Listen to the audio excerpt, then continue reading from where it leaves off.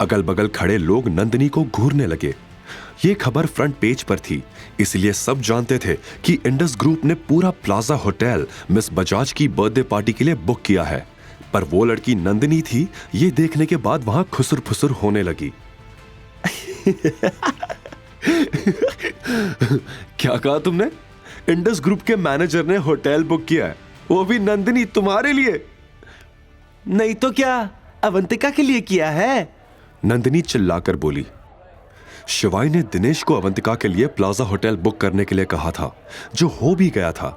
लेकिन शिवाय ने दिनेश से यह भी कहा था कि ऐसा कंफ्यूजन पैदा करे जिससे नंदिनी और रेखा को लगे कि यह पार्टी नंदिनी के लिए रखी गई है। शिवाय इस वक्त अपनी आइडेंटिटी रिवील नहीं करना चाहता था, वो बस सही मौके का इंतजार कर रहा था, और इसके लिए अवंतिका की बर्थडे पार्टी से अच्छा मौका और कोई हो ही नहीं सकता था।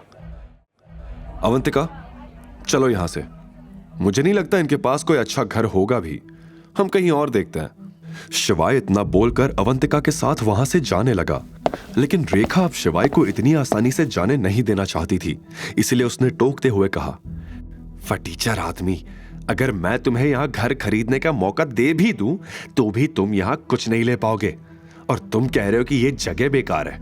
अगर औकात है तो घर लेकर दिखाओ यहां। मैं शर्त लगाती हूं कि तुम एक दरवाजा भी नहीं खरीद पाओगे। इस समय वहां खड़ा हर शख्स शिवाय पर हंस रहा था।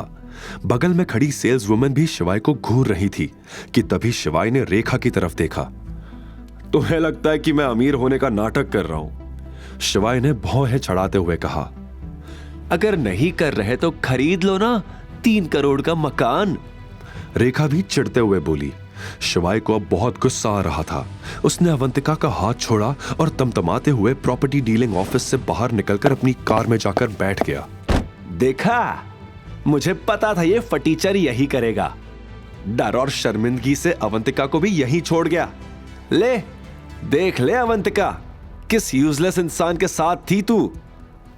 अवंतिका भी समझ नहीं पा रही थी कि आखिर शिवाय उसे छोड़कर गाड़ी की तरफ क्यों चला गया। उसने सिर झुकाया और खुद भी ऑफिस से बाहर जाने लगी कि तभी शिवाय एक ब्रीफकेस के साथ उसके सामने आकर खड़ा हो गया। कहां जा रही हो अवंतिका? अपना नया घर नहीं खरीदोगी?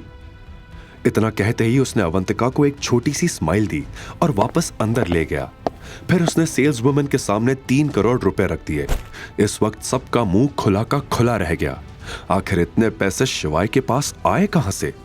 रेखा तो नोटों से भरा बैग देखकर वहीं चक्कर खाकर गिर पड़ी, और नंदिनी रेखा की हालत देखकर घबरा गई, मगर रेखा बेहोश होने का दिखावा कर रही थी।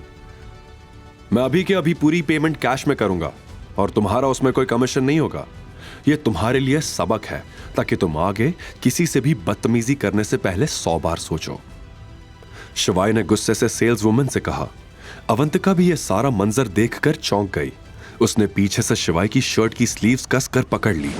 शिवाय समझ गया था कि अवंतिका डरी हुई है, इसलिए उसने उसके हाथ पर अपना हाथ रखते हुए उसे फौरन शांत किया। नंदिनी वहीं खड़ी होकर यह सब देख रही थी। उसे बहुत जलन हो रही थी। तो मेरा शक सही निकला, तुम दोनों का अफेयर चल रहा है। ओ गॉड अवंतिका, मुझे लगता था कि तुम थोड़ी तमीजदार लड़की हो, पर मैं गलत थी। तुम्हें भी डोरे डालने के लिए मेरा ही पति मिला था। और शिवाय, डिवोर्स के समय मुझे तुम्हारे लिए बुरा लग रहा था। मैं तुम्हारी नौकरी लगवाना चाहती थी, पर तुम भी डिस्गस्टिंग निकले। अब मेरा मुंह मत देखो, आओ और मेरी मां को उठाओ। अगर यह पहले की बात होती तो शिवाय तुरंत दौड़कर रेखा को उठाता, लेकिन अब मामला बदल चुका था। शिवाय ने नंदिनी के कहने पर भी रेखा को इग्नोर कर दिया और रजिस्ट्री अवंतिका के नाम करवाने लगा। तभी वहां खुशी से भागते हुए मैनेजर आया और पूछने लगा कि किसने खरीदा वो मकान, जल्दी बताओ। सेल्स वुमन ने डरते हुए शिवाय की ओर इशारा किया। इन्होंने सर। लेकिन जैसे ही मैनेजर ने शिवाय की ओर देखा, वो बौखला गया और गुस्से से बोला, यह क्या मजाक है? इसकी हालत देखकर लगता भी है कि यह 3 करोड़ का मकान ले पाएगा। पक्का इसने ये पैसे चोरी किए हैं। जल्दी पुलिस को फोन लगाओ और इसे पकड़ कर रखो, ये कहीं जाने ना पाए। Call the police now. इतना सुनते ही अवंतिका के पैरों तले जमीन खिसक गई और बगल में खड़ा शिवाय भी शॉक्ड हो गया। अब क्या होगा शिवाय के साथ? क्या सच में उसे चोरी के इल्जाम में पुलिस ले जाएगी?